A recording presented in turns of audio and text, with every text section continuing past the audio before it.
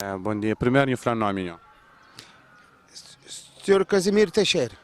Senhor Casimiro, senhor tem algum caso de justiça que foi bem resolvido que o senhor te lembra para nos contar? Ai não, eu como sou migrante, viajei muito, vou e venho, não tenho nenhum algo. O senhor está a chamar a justiça tendo na Cabo Verde? Eu como empresário, eu sou empresário, com muito corretorista, esse é meu. Pronto.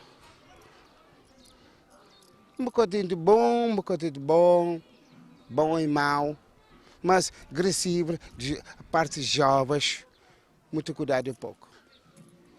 Jovens têm sido bastante agressivos. Agressivos, pá. Agressivos, pá. Agressivos. Isto é meu, pode filmar. Agressivos, pá. Não há respeito.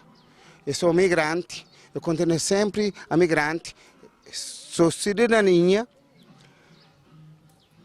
Eu tenho orgulho de viver na Cabo Verde, mas estou um bocadinho pouco. Eu estou com um bocadinho de...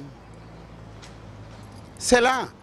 Eu estou lá, eu estou aqui, eu estou lá, eu estou aqui. Não sei. Muito agressivo. Há problema de jovens. Pá. Do resto... Thank you. Bom e mau, bom e como sou migrante.